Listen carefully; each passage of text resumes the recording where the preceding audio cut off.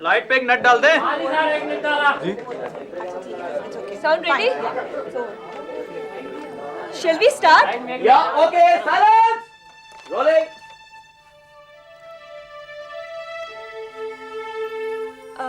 तलवी साहब, उस दिन यानी 25 अप्रैल 1985 को जो हुआ, क्या उसके बारे में आप हमें कुछ बताएंगे? हाँ, उस दिन जो हुआ वो नहीं होना चाहिए था, लेकिन अगर वो नहीं होता तो आज यहाँ कांस्टेबल श्रीकांत दलवी का इंटरव्यू आप कैसे लेते?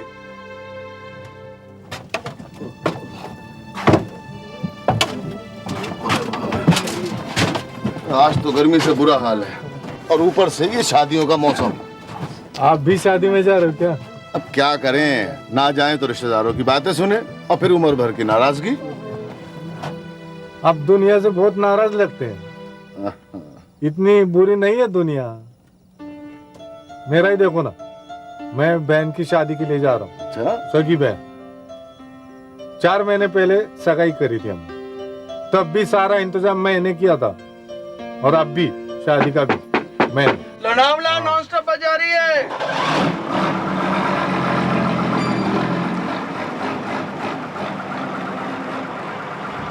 बहुत नींद आ रही है। हाँ, अरे तुम्हारे तो सुबह गाड़ी पहुंचेगी। अरे बहुत हाँ, सो जाओ सो जाओ सो जाओ सो जाओ आराम से।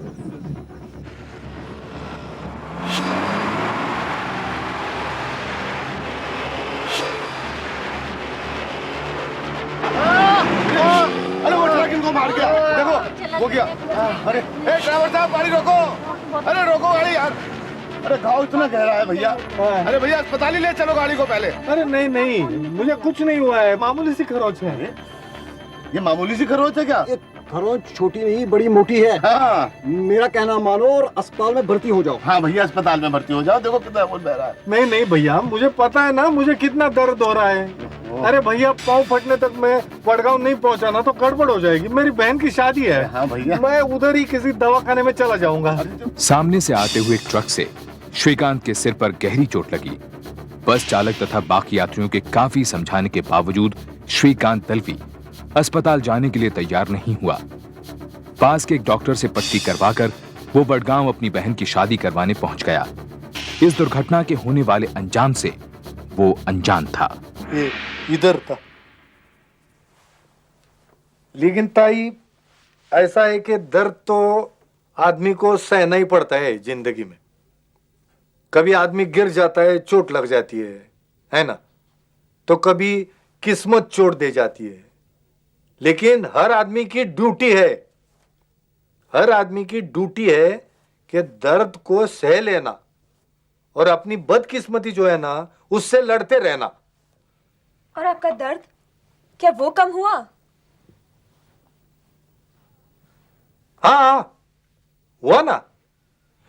10 दिन बाद 18 जून को मैं ड्यूटी ज्वाइन किया। और ताई मुझे भूख लगी। रुक्मिणी, खाने में क्या है? कितनी देर कर दी पापा, आप कब से इंतजार कर रहे हैं? पहले होमवर्क करा दो। खाने में क्या है रुक्मिणी? मसूर की दाल, लौकी की सब्जी और आज गुड़पोड़ी बनाई है। खाना लगाओ? अरे नहीं, ये बच्चों का होमवर्क करते हैं ना, बाद में खाना खाएंगे। तुम कपड़े तो बदल लो, नहा लो। नहीं पापा, पहले मुझे 3 का टेबल समझ में नहीं आ रहा, इसे समझा दो। अरे उसमें समझाने का क्या है, सिर्फ याद करने का है। 3 एकम 3, 3 दूनी 4, 3 तिये 6। ये तो गलत है, 2 तिये 6 होते हैं। मैं भी तो वही कह रहा हूँ, 2 तिये 6 होते हैं। चलो तुम लोग खाना खा लो, चलो चलो चलो। खाने में क्या है? मसूर की दाल, लौकी की सब्जी और आज गुड़ पोली भी बनाया है। क्या हो गया तुम्हें? अभी तो बताया था खाने में क्या है। तबीयत तो ठीक है ना? फिर दुखने लगा? अरे नहीं रे, कुछ नहीं दुखने लगा। चलो मैं नहा के आता हूँ। चल।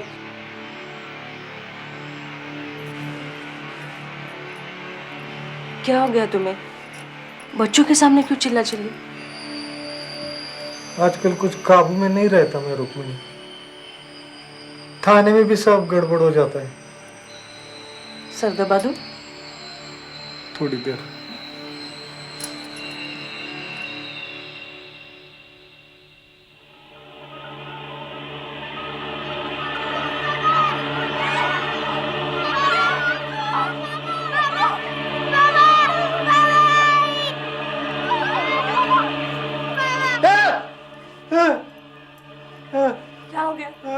बस में हुए हादसे से पहले भी श्रीकांत को कभी कभी अजीब दृश्यों का भ्रम होता था, लेकिन दुर्घटना के बाद ऐसा अक्सर होने लगा।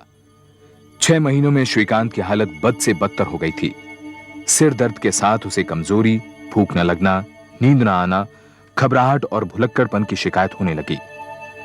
बड़े अस्पताल न जाने की उसने जिद पकड़ ली थी। आखिरकार रुक्मिणी के दबाव में आकर श्रीकांत मुंबई के एक बड़े अस्पताल में जांच करवाने पहुंचा।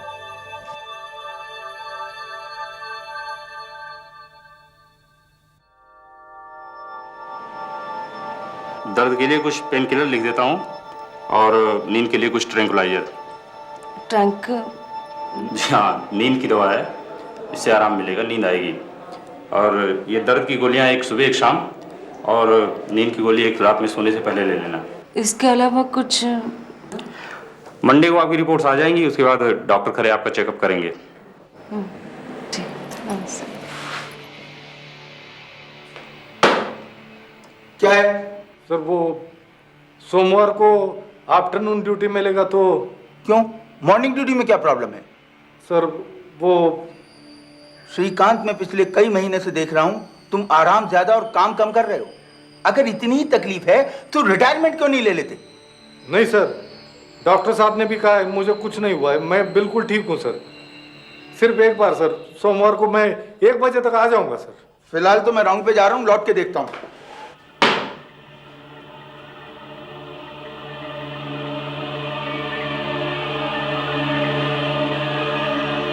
क्या हुआ श्रीकांत, ठीक तो है?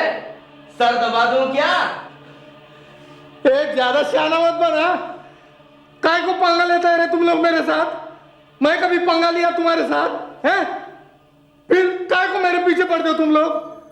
डॉक्टर ने भी कहा है मेरे को कुछ नहीं हुआ है, फिर मैं क्या बिगाड़ा है तुम लोगों का?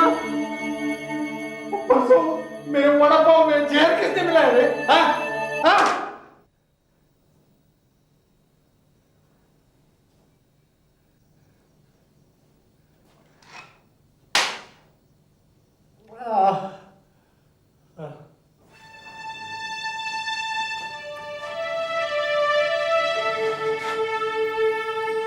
डॉक्टर साहब, वो एक्सीडेंट के पहले मेरे को अजीब अजीब सपने आते थे डॉक्टर। कभी डरावने आते थे, कभी अच्छे आते थे, लेकिन एक्सीडेंट के बाद सिर्फ डरावने ही सपने आते हैं और लगातार रोज रोज आते हैं। अगर चोट 6 महीने पहले लगी थी तो इलाज तभी क्यों नहीं करवाया? करवाया था डॉक्टर साहब, पट्टी करवाई थी। इसके अलावा? वो पिछले हफ्ते डॉक्टर साहब मिले थे ना दूसरे, उन्होंने ये गोलियां खाने को दी थी। ये गोली खाने से दर्द भी कम है, नींद भी अच्छी आती है। हाँ, लेकिन सपने अभी भी डरावने आते। डॉक्टर खरे को शक हो गया था कि श्रीकांत की मानसिक हालत पर काफी असर हुआ है। कुछ महीनों की और जांच के बाद डॉक्टर खरे ने पाया कि श्रीकांत खंडित मानसिकता या स्किज़ोफ्रेनिया से पीड़ित है, जिस रोग के कारण समय समय पर रोगी को अजीब अजीब ख्याल आते हैं। सिर पर चोट लगने के कारण श्रीकांत का यह रोग बिगड़ गया और इलाज न करने पर और बदतर हो गया। इस रोग के इलाज के लिए श्रीकांत को बिजली के झटके भी देने पड़े। मुखोले, मुखोले, मुखोले।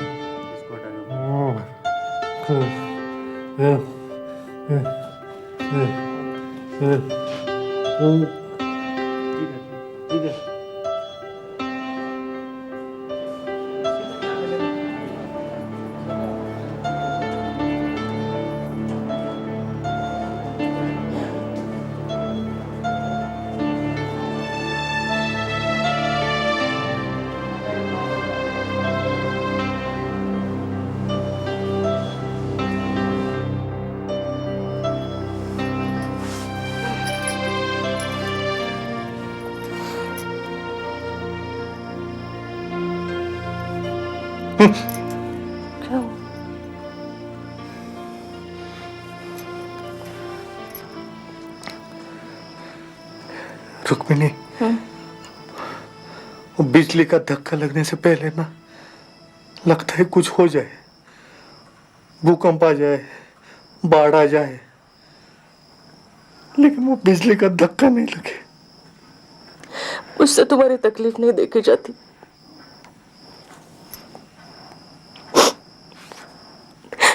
मुझसे तुम्हारी, देखना, दिन भर घर का करना, बच्चों का करना, ऊपर से ये पागल पति।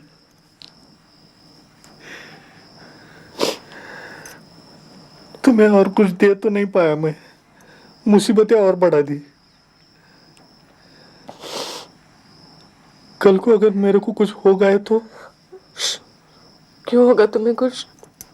कुछ नहीं होगा, सो जाओ। दवाई खाई ना? हाँ, दवाई खाई? हाँ।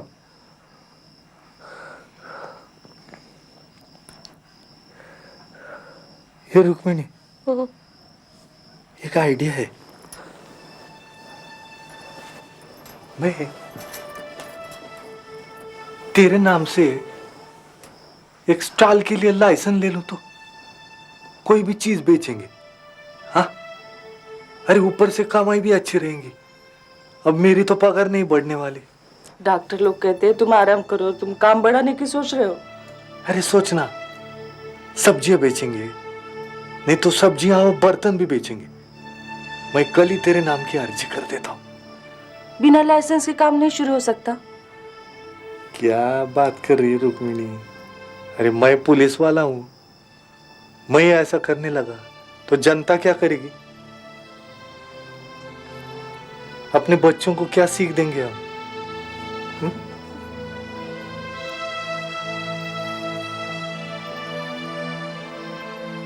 ताई, चिराग तले अंधेरा होता है। मेरे को क्या लगा, मैं पुलिस वाला है ना, तो मेरे को लाइसेंस जल्दी मिलेगा।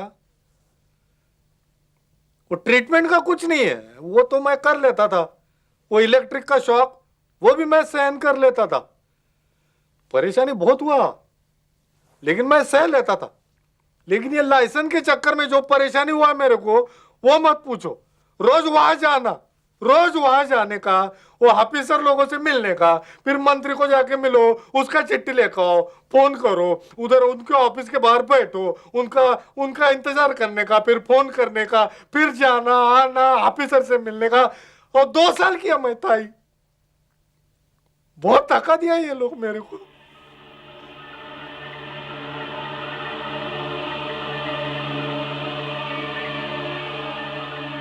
कल आना, अभी नहीं हुआ है। कोई सिफारिश लाओ तो आसान होगा।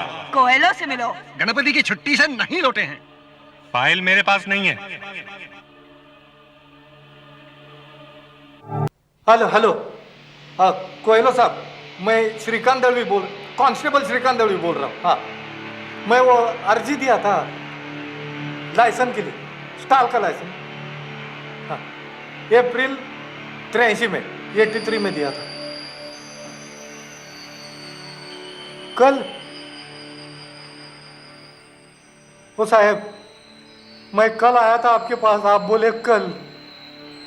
हाँ, मैं कल आऊंगा, आप बोलेंगे कल। ये कल का सिलसिला कब खत्म होने का है साहब? मैं मर जाएगा तब क्या? और मेरे बीवी बच्चे सड़क पे आ जाएंगे साहब, तो उसके बाद तब भी तरस नहीं आएगा आपको? मैं मंत्री का चिट्ठी दिया ना, मेडिकल रिपोर्ट दिया, और मैं कितना फोन किया।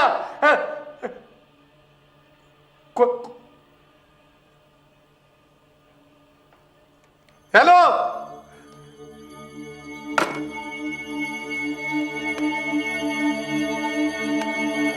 परसों उसको बोलो मेरे से मिलने के लिए।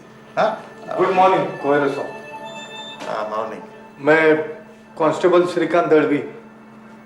आपने मुझे आज बुलाया था, मैं कल फोन किया था आपको।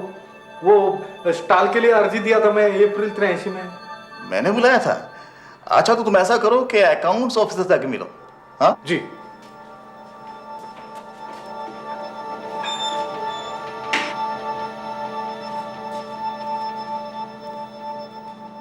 साहब, मैं श्रीकांत दलवी, कांस्टेबल श्रीकांत दलवी। वो मैं एक स्टॉल के लिए अर्जी किया था अप्रैल 83 में, 83 में, और मुलुंड में। उसके बारे में यहाँ किस लिए आए हो? कोहेलो से मिलो। लेकिन उन्होंने कहा आपसे मिलने को। या तो कोहेलो मुझे पागल समझता है, या तुम्हें, या उसका दिमाग चढ़ गया है। अरे तुम्हारी अर्जी का यहाँ क्या काम? मैं किधर जाऊं? घर जाओ, आराम करो, और जाते वक्त धीरे से दरवाजा बंद करके चले जाओ।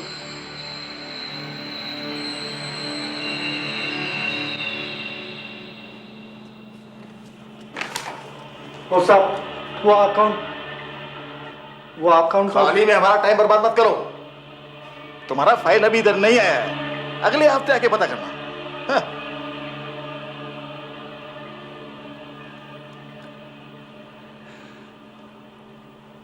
मेरी बीवी है, 2 छोटे छोटे बच्चे हैं साहब, और मैं बीमार आदमी हूं। मुझ पर दया करो साहब, मेरे को ना स्टॉल की बहुत जरूरत है। मैं आपके आगे हाथ जोड़ता हूं, मेरी मदद करो साहब। मदद करो? क्यों मदद करो भाई? हैं? तू कोई मेरा रिश्तेदार लगता है या तूने कभी कोई मेरी मदद करी है? मदद करो? अरे बीमार है तो जा अस्पताल जा। अरे तेरे को तो पागल खाना जाना चाहिए। चल जा यहाँ से।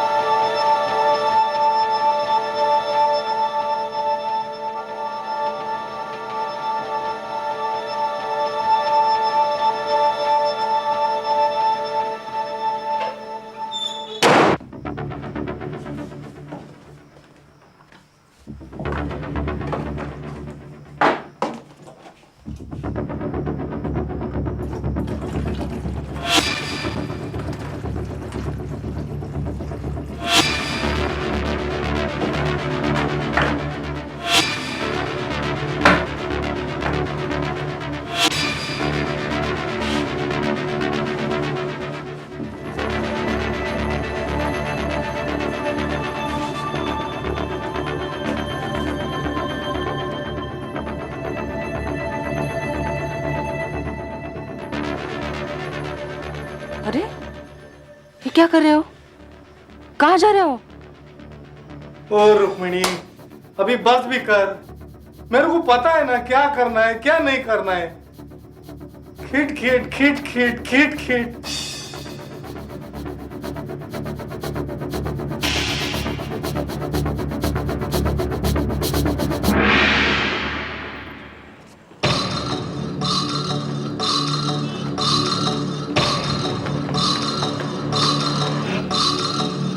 कमिश्नर साहब, ओ कमिश्नर साहब, मैं तो पागल हूं ना, मैं आम इंसान थोड़े ही ना हूं।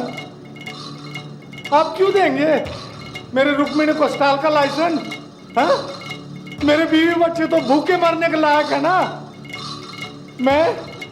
मैं जिंदगी भर उनको सिर्फ दुख दे सका, शायद मरने के बाद सुख दे पाऊं।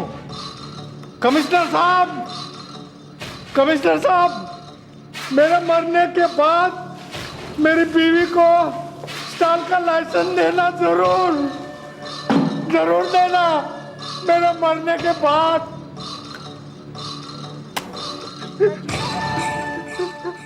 Shrikant ji, I am sorry. Cut it please.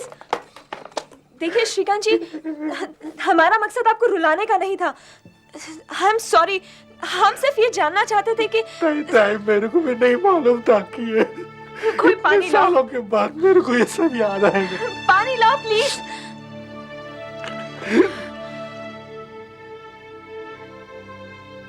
Commissioner साहब, मेरे मरने के बाद मेरी बीवी को स्टॉल का लाइसेंस देना जरूर देना, मेरे मरने के बाद।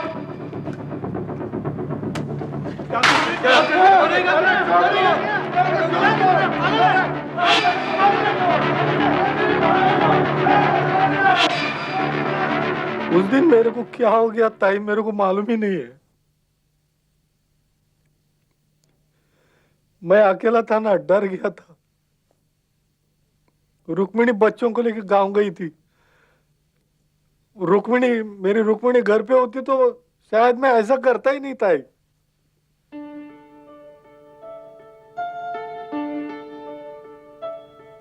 उस दिन से आज तक रुक्मिणी ने मेरे को कभी अकेला नहीं छोड़ा।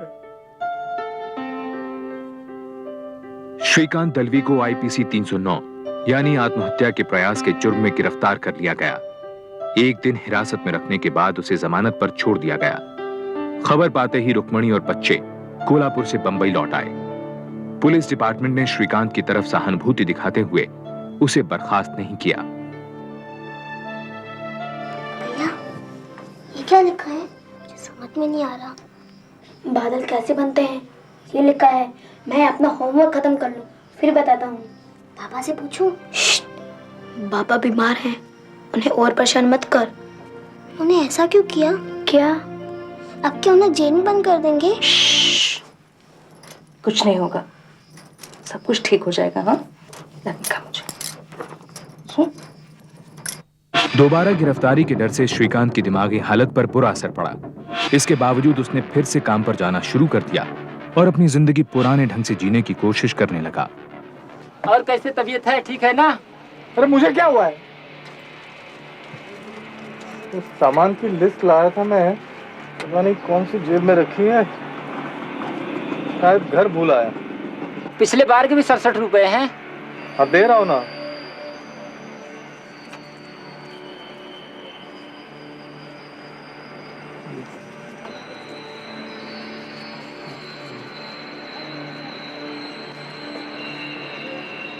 हाँ, लिस्ट शाम को भेजता हूँ। ये तो 43 रुपए हैं। क्या? ये तो 43 रुपए हैं। ठीक से गिनो। अरे ठीक से आप गिनो ना। ये लो।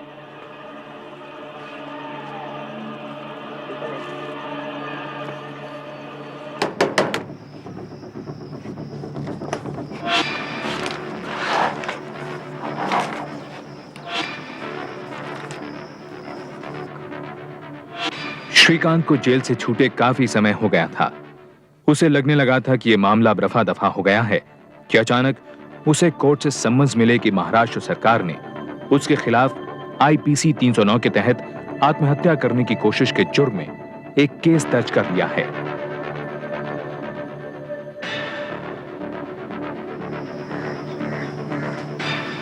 क्या है? कौन था?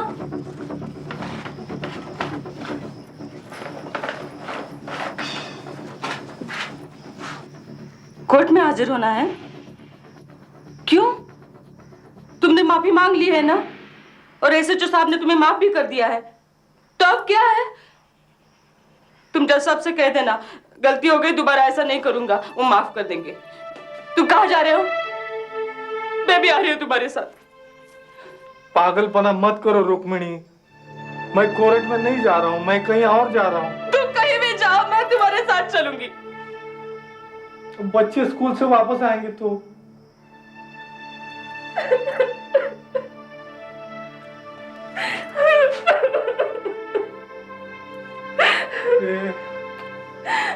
सब ठीक हो जाएगा, अब चुप करना। श्रीकांत को कानून की समझ थी और पता था कि जुर्म साबित होने पर सजा काटनी होगी। ये उसे मंजूर न था।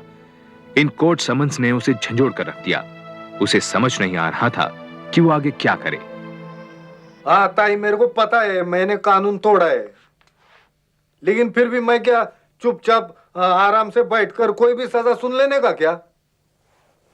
फिर मेरे बीवी बच्चों का क्या? और कल को मेरे को जेल हो जाती तो कुछ गलती तो हमारे म्युनिसिपैलिटी की भी है ना। वो लोग मेरे को इतना नहीं सताते, मेरा इतना भेजा खराब नहीं करते, तो ऐसा होता क्या? नहीं होता। उनको पता था ताई मेरे को दिमागी बीमारी है। अब मैं बिल्कुल ठीक हुआ।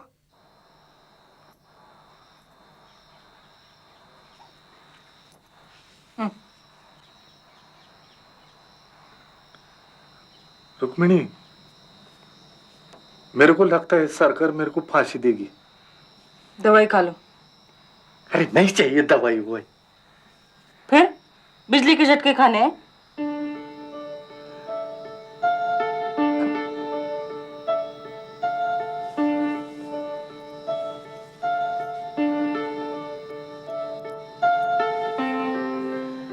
ये सारी बीमारी का ना एक ही इलाज है, एक अच्छा वकील।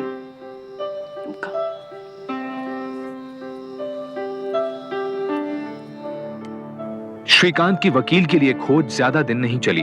उसी के थाने के एक और कांस्टेबल ने श्रीकांत को अपनी पहचान के एक वकील अमोल गुप्ते का पता दिया। अगले ही दिन श्रीकांत अमोल गुप्ते को मिलने पहुंचा।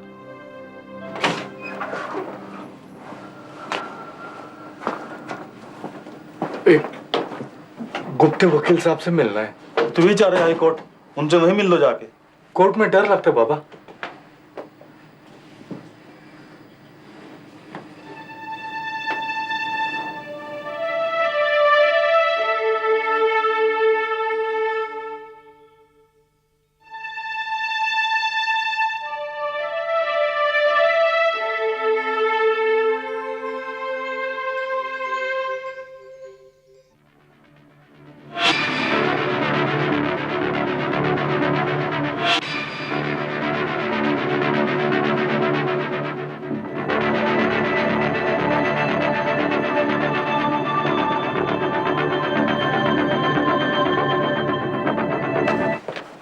अरे ये तो अभी इधर ही है। क्या नाम है तुम्हारा? कांस्टेबल श्रीकांत दड़वी। क्या करना, मिलना है? अंदर आओ ना।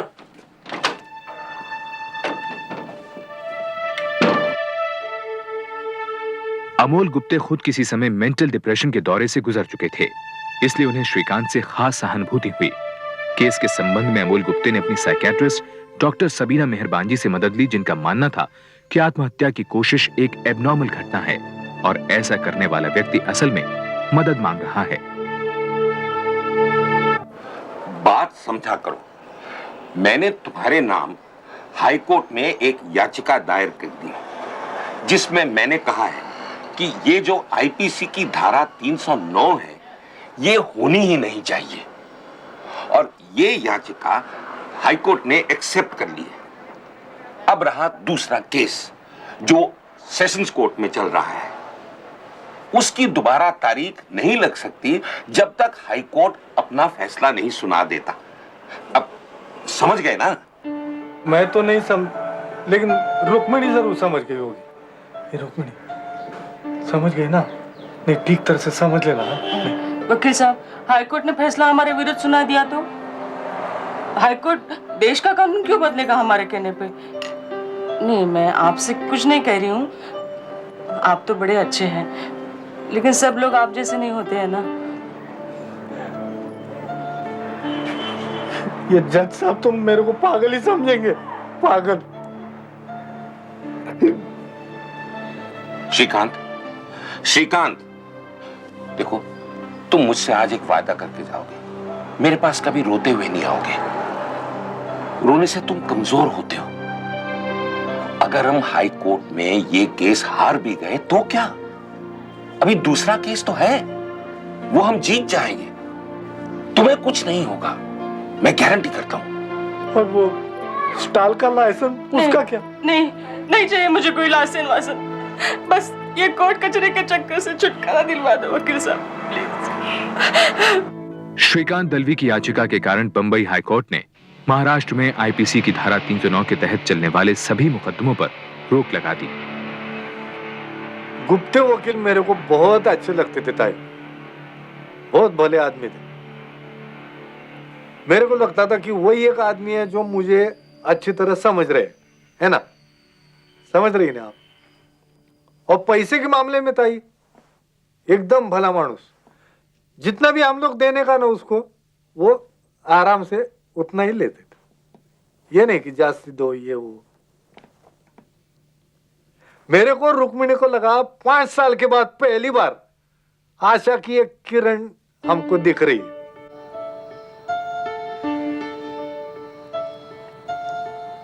कल है ना मैं ताजी कड़क यूनिफॉर्म पहन के जाऊंगा कोर्ट में।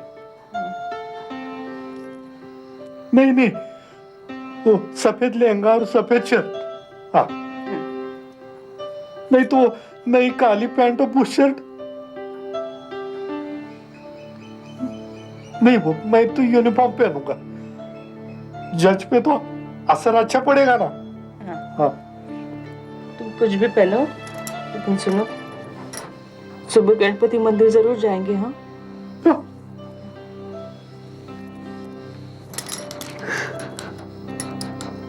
तुम नहीं होती रुक्मिणी तो मैं तो आज तक पागल हो गया होता रे।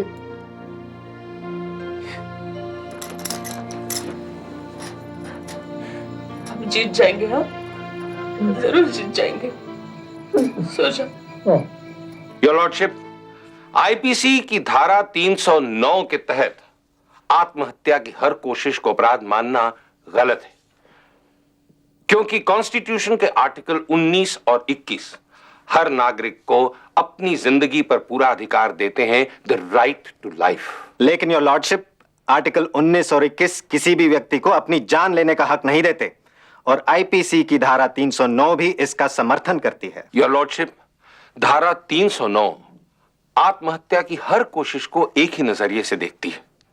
आत्महत्या करने वाले की दिमागी हालत या वक्त की परिस्थितियों को नजरअंदाज करते हुए धारा 309 एक ही सजा देती है, 1 साल का कारावास। सजा जरूरी है योर लॉर्डशिप, क्योंकि सजा का डर किसी भी व्यक्ति को आत्महत्या जैसा अपराध करने से रोकता है। योर लॉर्डशिप, आत्महत्या की हर कोशिश अपराध है ही नहीं।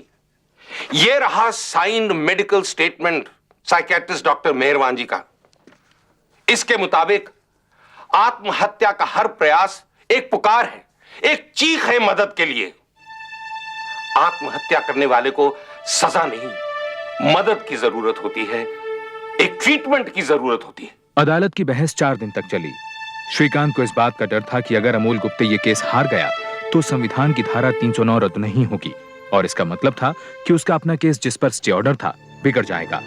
बहरहाल वो 4 दिन अदालत में मौजूद रहा। दोनों वकीलों की दलीलें सुनने के बाद बंबई हाई कोर्ट ने 26 सितंबर 1986 को एक ऐतिहासिक फैसला सुनाया। इस अदालत का मानना है कि आईपीसी की धारा 309 ऑब्जेक्शनेबल है और कॉन्स्टिट्यूशन के सेक्शन 21 और 19 का उल्लंघन करती है। यह अदालत आईपीसी की धारा 309 को खारिज करती है। धारा 309 को खारिज करते हुए अदालत ने यह आदेश दिया कि राज्य में अटेम्प्ट टू सुसाइड के तहत चलने वाले सभी मुकदमे खारिज कर दिए जाएं। लिहाजा श्रीकांत तलवी का मुकदमा भी रद्द कर दिया गया। मीडिया ने भी इस खबर को काफी अहमियत दी। बहरहाल श्रीकांत तलवी को स्टॉल का लाइसेंस तो नहीं मिला, पर इस फैसले ने उसमें उम्मीद कायम रखी। जाओ श्रीकांत, जाओ, घर जाओ, आराम करो। तुम्हें आराम की जरूरत है। कल सुबह से तुम्हें अखबार वाले जीने नहीं देंगे। आज तो ये बहुत दिनों के बाद सो पाएंगे। लेकिन वकील साहब, मुझे तो लगा था मैं फिर से बीमार हो जाऊंगा, और फिर बिजली के झटके। नहीं, तुमने मुझसे वादा किया था ना श्रीकांत, तुम मेरे आगे कभी नहीं रहोगे। जाओ, आराम करो।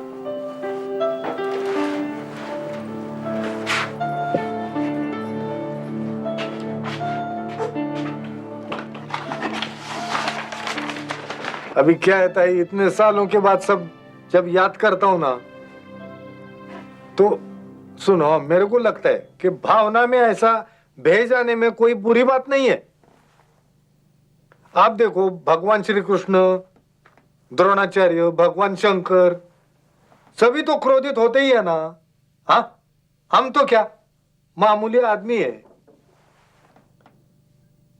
फिर भी लिमिट होनी चाहिए गुस्से की भी। मेरे को सबक मिल गया था। कट। वो टेप निकालो। ये माइक। लेबल लगाना है। होता है। नमस्ते वकील साहब। नमस्ते नमस्ते नमस्ते, ये लो मिठाई। हम भी आपके पास मिठाई लेकर आने ही वाले थे। बच्चे आपको थैंक यू कहना चाहते थे। Thank you uncle. जीते रहो बच्चे, जीते रहो।